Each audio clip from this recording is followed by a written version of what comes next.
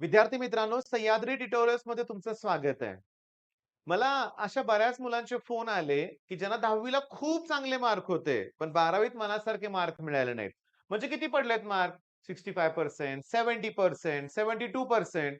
मग अशी बऱ्याचशा मुलांना वाटतंय, की मनासारखे मार्क नाहीत मिळाले. मला क्लास इम्प्रूव्हमेंट टेस्ट द्यायचे.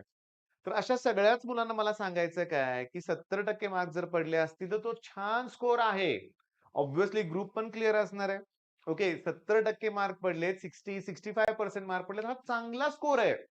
त्यासाठी क्लास इम्प्रूव्हमेंट टेस्टचा विचार करू नका किंवा क्लास इम्प्रूव्हमेंट एक्झामचा विचार करू नका असं मला म्हणायचं होतं. मेन पॉइंट काय, की या एक्झाममध्ये तुम्हाला सगळ्या सब्जेक्टची परत एक्झाम द्यावी लागते. मग तुमचं मराठी असेल, आय-टी असेल, जिओग्राफी असेल, हे सगळे सब्जेक्ट तुम्हाला त्यांची पुन्हा एक्झाम द्यावी लागते. शॉकिंगली काय, कॉलेजमध्ये जाऊन पुन्हा चेक करा, प्रॅक्टिकल एक्झाम सुद्धा द्यावी लागते. बरं हे सगळं देण्यासाठी वेळ कुठे आहे? जुलैमध्येच ही एक्झाम असते. आता हा मे संपलाय. जूनच महिन्यामध्ये आहे आणि तोही तुमचा वेळ कुठे जातो तुम्हाला कळत नाहीये. सध्या एक्झाम झाल्यापासून तुम्ही निवांत आहे. निवांत आहात तुम्ही. काही अभ्यास तुम्ही केलेला नाहीये. बरोबर आहे. आणि पुन्हा महिन्यात पुन्हा एक्झामची तयारी पॉसिबल होत नाहीये. थोडंसं अवघड टास्क आहे ते. कठीण आहे फार ते आणि गरज आहे का याचा पहिला विचार करा. मी तुम्हाला गेल्या व्हिडिओत सांगितलंय, आता परत सांगतोय, की फिजिक्स आणि मॅथ्सच फक्त कंपल्सरी आहे रे बाळांनो. केमिस्ट्रीला बायो सुद्धा ऑर आहे हे लक्षात घ्या. आय-टी आहे, सी आहे, ते बायफोकल सब्जेक्ट आहेत, टेक्निकलचे सब्जेक्ट आहेत, इलेक्ट्रॉनिक्स सुद्धा आहे. मग एवढे सब्जेक्ट असताना तुम्हाला ना काहीही रिपीट करायची गरज नाही असं मला वाटतं. ओके, तुमच्या लक्षात आलं. बरं इथे एक गोष्ट माझ्या ध्यानात आलेली आहे, की मुलं चुकतायत. डिसिजन योग्य होत नाहीये. ओके, प्रॉपर तुम्हाला गाईडन्स मिळत नाही. मग याच्यासाठीच काउन्सिलिंग हे खूप इम्पोर्टंट आहे. पण मी तुम्हाला सांगू का? पुन्हा मी तुम्हाला सांगतो YouTubeचीच मदत घ्या काउन्सिलिंगसाठी. ओके. यश आराध्य आहे, समीर शेख आहे, यांचे व्हिडिओज तुम्हाला बघायला मिळतील. लास्ट इयरचे व्हिडिओ बघितले तरी चालतील अशी कंडिशन आहे. पण नक्कीच ते पुन्हा व्हिडिओ अपलोड करून तुम्हाला योग्य माहिती देतील. प्रॉब्लेम काय आहे माहिती का? की काउन्सिलिंगसाठी 15,000, 20,000, 30,000 फी घेणारे लोक आहेत मी बघितलंय. पालक भरतोय तेवढी फी. 10,000 15,000 फी काउन्सिलिंगला द्यायची गरज आहे का? बिलकुल नाहीये. पहिली गोष्ट म्हणजे आणखीन लक्षात घ्या, की तुमचा निर्णय योग्य व्हायला पाहिजे. ह्याची तर गरज नाहीच आहे मी तुम्हाला सांगतो. जर तुमचा ग्रुप क्लिअर होत असेल तर काहीही गरज नाहीये. हो, आणखीन एक मुलांचा प्रश्न काय, की चला ठीक आहे सी रिझल्ट लागेल, कॉलेजला ॲडमिशन घेणार, मी पार्शियल ड्रॉप घेणार आहे. म्हणजे मी इंजिनिअरिंग करत पुन्हा JEE एक्झाम पण देणार आहे. देतात बरीचशी मुलं. पण हा प्रकार योग्य नाही असं माझं वैयक्तिक मत आहे. अरे इंजिनिअरिंगचाच लोड एवढा आहे, ते करत असताना पुन्हा करायची प्रिपरेशन. ओके, नाही गरज नाहीये. बरं दुसरी महत्त्वाची आणखीन एक गोष्ट म्हणजे काय, मुलांचं आणखीन म्हणणं काय, की मला काय करायचंय, की मला यश मिळवून दाखवायचंच आहे. चला ठीक आहे, पहिल्या अटेम्प्टमध्ये नाही झालं, पण मी करून दाखवणारच आहे. मी रिपीट करणार. नको. रिपीट करायची काही गरज आहे असं मला वाटत नाही. अजून सी रिझल्ट तर लागू दे ना. त्याच्या अगोदर कुठलाही डिसिजन घेऊ नका. बरं, बोर्डच्या एक्झामला मनासारखे मार्क मिळालेले नाहीयेत. पेपर पण अवघडच गेलेला आहे. त्यातही सुद्धा पर्सेंटेज चांगले येतील असं वाटत नाहीये मला. मी रिपीट करणारच आहे. नको. कॅप राउंड 1 होऊ दे, कॅप राउंड 2 होऊ दे, स्पॉट राउंड पर्यंत प्रयत्न करा बाळांनो. हां, तुम्हाला चांगलं कॉलेज नक्की मिळू शकतंय. स्पॉट राउंड म्हणजे काय हेही मुलांना माहीत नाहीये. तर मी तुम्हाला सांगू का? कॅप राउंड 1, 2, 3 झाल्यानंतर सुद्धा बऱ्याचशा कॉलेजच्या जागा शिल्लक राहतात. अगदी सी सारख्या कॉलेजमध्ये सुद्धा.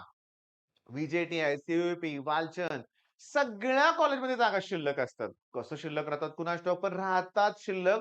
दरवर्षी प्रत्येक कॉलेजमध्ये स्पॉट राउंड होतोच. पण प्रॉब्लेम काय आहे, की प्रत्येक कॉलेजच्या डेट्स वेगळ्या-वेगळ्या असतात. तिथे तुम्हाला प्रेझेंट राहावं लागतं. ओके, पी-आय-सी-टीमध्ये गेल्या वर्षी प्रॉब्लेम क्रिएट झाला होता. त्यांनी सुरुवातीला ई-डब्ल्यू-एस जे स्टुडंटना अलाउडच केलं नव्हतं. पण नेक्स्ट डे त्यांनी अलाउड केलं. ओके. मेन पॉइंट काय आहे बघा, की तुम्हाला ॲडमिशनसाठी भरपूर अपॉर्च्युनिटीज आहेत आणि सगळ्यात महत्त्वाचं जर civil, mechanical engineering, electrical engineering करायचं असेल ना, तर ड्रॉप घ्यायची काही गरजच नाहीये. कारण अख्खं जग सगळं सी मागे चाललंय. सगळ्यांना सी पाहिजे. Okay, computer science. ते नाही तर इन्फॉर्मेशन आय-टी चालेल. ते नाही तर ई पण चालेल. ते नाही तर AI, data science, machine learning, robotics. मी तुम्हाला सांगू का? ओके, मान्य आहे त्याला स्कोप आहे, पॅकेजेस चांगले मिळतात म्हणून सगळे तिकडे चाललेत. पण मेन ब्रांचेस कुठले आहेत? सिव्हिल आहे, मेकॅनिकल, इलेक्ट्रिकल यासारख्या ब्रांचेसचं मेरिट त्यामुळं खाली नक्कीच येतंय. ही गोष्ट ध्यानात ठेवून तुम्ही डिसिजन घ्या. तुमची आवड कुठली आहे ते बघा रे. स्कोप आहे म्हणून तिकडे चाललेत हे काही योग्य नाहीये. बरं. मग या व्हिडिओतलं मेन टार्गेट काय होतं सांगणं माझं, की ही एक्झाम एवढी पण सोपी नाहीये. प्रॅक्टिकल्स परत द्यावे लागतात. सगळे विषय परत घ्यावे लागतात आणि मी आत्तापर्यंत बघितलं, की मनासारखी इम्प्रूव्हमेंट फार थोड्या मुलांची होते. बाकीचे रिझल्ट आहे तसा नो चेंज म्हणून येतोय. हो, बरं आणखीन एक महत्वाचं बरं का. फोटो कॉपीज मागवून घ्या. तुम्हाला वाटतंय ना एखाद्या सब्जेक्टमध्ये तुम्हाला चांगले मार्क मिळतील, पण कमी मार्क मिळालेत, तर तुम्ही रिचेकिंगचा फॉर्म भरू नका. रिचेकिंगमध्ये नो चेंज म्हणूनच येतंय. ते काय चेक करतायत कुणास ठाऊक. पण फोटो कॉपीज एकदा का फोटो कॉपीज तुम्हाला मिळाले, की तुम्ही स्वतःहून चेक करू शकताय. त्याचेही नियम फार किचकट बेकार आहेत लक्षात घ्या. लास्ट इयर मी बघितलंय. मी तुम्हाला सांगू का?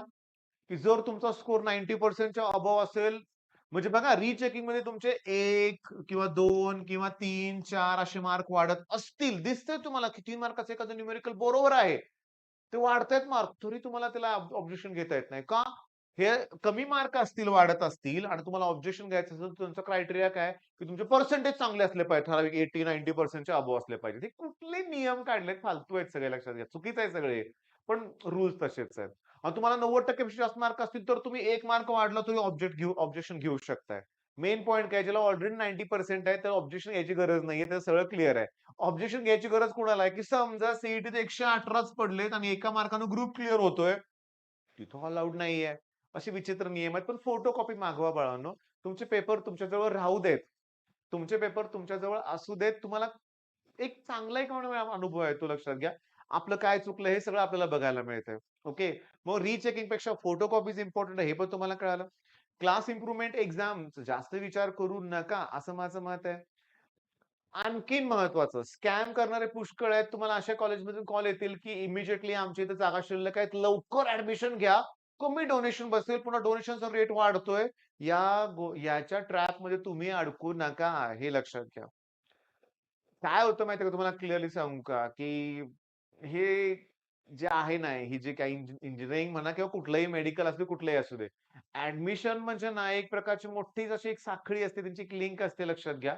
आणि यात बरेचसे लोकं फसवले जातायत. तुम्ही फसायचं नाहीये लक्षात घ्या. इंजिनिअरिंगला कुठेही डोनेशन भरायची गरज आहे असं मला वाटत नाहीये. त्या का शिल्लक राहतात, मग कशाला डोनेशन भरायचं? ओके. काही लोकं भरतायत 8-8, 10-10 लाख रुपये भरलेले लोकं बघितलेत मी. का? तर सी पाहिजे. का? तर चांगलं कॉलेज पाहिजे. काही फायदा नाहीये असं करण्याचा लक्षात घ्या. आपल्याला कुठलंही कॉलेज मिळालं तुमच्या स्किलवर सगळं डिपेंड आहे. तुमच्यावर डिपेंड आहे. तुम्ही इंटरव्ह्यू, तुमची तयारी, तुमचे मार्क्स ह्याच्यावर सगळं डिपेंड आहे. कॉलेजवर नाहीये डिपेंड.